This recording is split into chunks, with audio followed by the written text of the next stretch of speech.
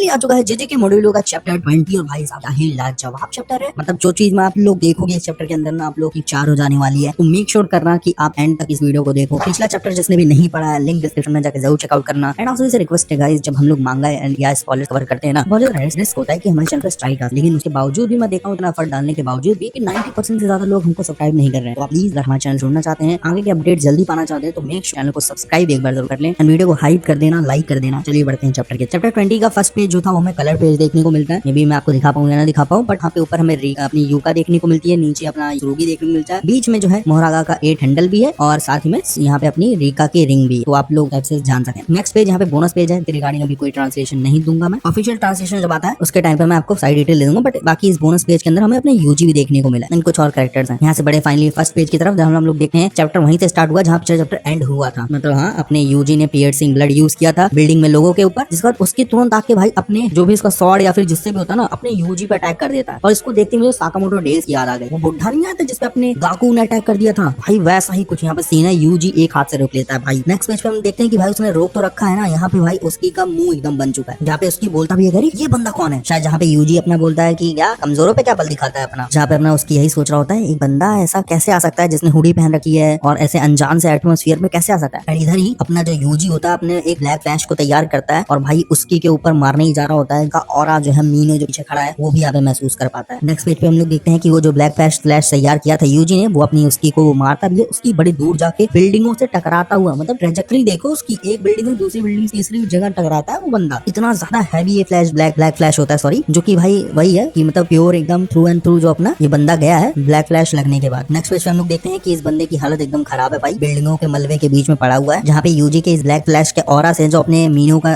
Cut भी लग जाता है उसके मुंह पे, इवन दो शायद वो उल्टी भी कर देता है ब्लड की, जिसपे अपना यूजी कहता है अरे मैंने तुझे नहीं बुलाया था भाई, तू कैसे आ गया यहाँ पर। देन यहाँ से सीन चेंज होता है, हम लोग मे भी शायद बिल्डिंग के अंदर पहुंचते हैं जहाँ पे काफी सारे लोगों को चोट लगी है, लेकिन जो अपनी पोनी टेल वाली लड़की है ना वो अभी भी खड़ी है। यहाँ पे थोड़ा ट्रांसलेशन मिसमैच हो सकता है, तो ऑफिशियल ट्रांसलेशन का वेट करना। जहाँ पे ये लड़की जो जख्मी हो गए होते हैं उनको बोल रही होती है कि बस तुम लोग रेस्ट करो, 2-3 दिन में तुम हील हो जाओगे, बहुत बड़ी बात नहीं है। और साथ में यही बात जो है एलियंस को भी बोल देना। जहाँ पे अपना यूजी जो है इस बंदे से मतलब मीनो से पूछता भी है कि तुम यहाँ पे क्या कर रहे हो, जहाँ पे अपना मीनो कहता है यूजी तदोरी तुम नहीं लड़ पाए इसलिए जो है यूका लड़ रही है काइंड ऑफ। यहाँ पे आप लोग जानते हैं मीनो ने आखिरी वक्त तक अपना यूकी के साथ था उस एरोप्लेन में और वो भी बहुत ज्यादा इमोशनल हो गया था। वो अटैचमेंट हमें यहाँ भी देखने को मिलती है काइंड ऑफ। चिल्ला पड़ता जी के ऊपर, यहाँ भाई तू आ सकता था लड़ने के लिए, तू लड़ने नहीं आ पाया, इस वजह से यूका को जाना। देन हम लोग बढ़ते हैं नेक्स्ट पेज की तरफ जहाँ पे अपना यूजी वही लाइन बोलता है जो यूटा के बेटे थे ना उनके साथ यूजी की लास्ट इंटरेक्शन में सुना था, जो था कि इट डजंट मैटर, ये मैटर नहीं करता है। मैं ये कह रहा हूँ कि यूजी तदोरी अब किस चीज के लिए मैटर नहीं करता है। जहाँ पे मीनो कहता है क्या कह रहे हो तुम, जहाँ पे अपना यूजी बोलता है कि जो ओल्डर सोल्जर्स होते हैं वो मरते नहीं है, वो बस सिंपली फेड हो जाते हैं, मतलब गायब से हो जाते हैं। इसलिए जैसा कि मैंने कहा तुम लोग चिंता मत करो, मैं जो कर्ज स्प्रिट है जो कि टोक्यो से भागने की कोशिश कर रही है मैं उनको रोकने की कोशिश करूंगा, मैं उनका ध्यान रखूंगा। और अगर जो हमारे सेनपाई थे मतलब जो अपने यूटा थे, अगर उनके जो ग्रैंडसन्स हैं वो अगर हार भी जाते हैं, अपनी यूजी का ये कहना होता है, तो वो जाके जो बचा कुचा मैस होगा उसे क्लियर करने का काम करेगा, लेकिन उनके हारने के बाद। और अभी के लिए सिर्फ मैं एक काम कर सकता हूँ, अपना यूजी ये बोलता है कि ये सिर्फ मैं एक ही काम कर सकता हूँ, वो है इनकी फाइट में देखूं कि इन दोनों के अलावा कोई और इंटरफेयर ना करे। जहाँ पे अपना यूजी खुद को करेक्ट भी करता है, नहीं 2 लोग नहीं 4 लोग हैं, क्योंकि हमको पता है कि अपने सुरुगी और जो मारू थे ना उनका भी डुअल चालू हो गया था एक कंडीशन के तौर, वो भी काइंड ऑफ एक डुअल ही है जो कि यूजी जानता है। जिसपे अपना मीनो तो एकदम गुस्सा सा हो जाता है, कहता नहीं मैं तुम्हें माफ नहीं करूंगा, मैं तुम्हें कभी भी माफ नहीं करूंगा, मैं तुम्हें कभी नहीं भूल सकता इन बातों को। जिसपे अपना यूजी जो उसको चिढ़ा के चला जाता है, हाँ तेरा अकेलेपन में तेरा यही साथ देगा, याद रख लियो। देन हम लोग यहाँ पे नेक्स्ट पेज पे देखते हैं अपने यूजी का एकदम क्लोजअप दिखाया जाता है, कोई स्टिचिंग्स नहीं है guys, use it as it is ऐसा ही है। सारी थ्योरी यहाँ पे घंटे में चली गई है, जो वो लोग बोल रहे थे यहाँ पे टकला हो सकता है और बहुत सारी जो मीम्स बन रहे थे यूजी के ऊपर, सबका यहाँ पे भांडा फूट चुका है। यूजी एज इट इज वैसा का वैसा ही है, ना केंजाकू है ना कोई कुछ। इस पेज पे अपना यूजी जो बोलता है कि हाँ यही जो है सही चॉइस है और यही सबसे सही रहेगा। क्यों टीचर, मतलब वो अपने संसे को मतलब अपने जो है यहाँ पे यूटा को या फिर गोजो टाइप किसी को तो याद कर रहा है अपना। इसी के पेज के हाफ में हम लोग देखते हैं कि यहाँ पे हम लोग पहुंचते हैं अपने डाबुरा और मोहरागा की फाइट के अंदर, जहाँ पे बिल्डिंगें गिर रही हैं और दोनों एक दूसरे पे भाई अटैक ही कर रहे हैं एज इट इज जैसा चल रहा था इनका। जिसके बाद मोहरागा जो होता है यहाँ पे सामने होता है डाबुरा के, जहाँ पे डाबुरा को स्टेबल करता है, जहाँ पे अपना डाबुरा सोच रहा होता है कि क्या किसी तरीके से वो मल्टीप्लाई कर सकता है कर्स एनर्जीज को, जैसे कि जो नेगेटिव एनर्जी है वो कन्वर्ट होकर पॉजिटिव एनर्जी में कन्वर्ट होती है, जिसकी वजह से जो है हीलिंग आ जाती है, हील हो जाता है यार। तो क्या होगा अगर जो है कि ये जो फ्लो ऑफ एनर्जी है इसको कर्स टेक्निक के अंदर यूज किया जाए, ना कि कर्स एनर्जी के फॉर्म, जिसकी जिसके बाद हम लोग देखते हैं कि काइंड ऑफ जो है यहाँ पे डोबरा इसी टेक्निक को अपनाने के लिए अपने हैंड्स के बीच में कुछ तो कर रहा होता है एंड वहां से लाइटनिंग ग्लो हो रही होती है। नेक्स्ट पेज पे देखते हैं कि वो तैयार कर लेता है इस फाइनली जो भी ये तैयार कर रहा था बंदा, और बोलता है कि हे वैसे इस कस टेक्निक को अर्थ में क्या कहते हैं। वो महाराजा से काइंड ऑफ बातचीत करने के लिए बोल रहा होता है, जहाँ पे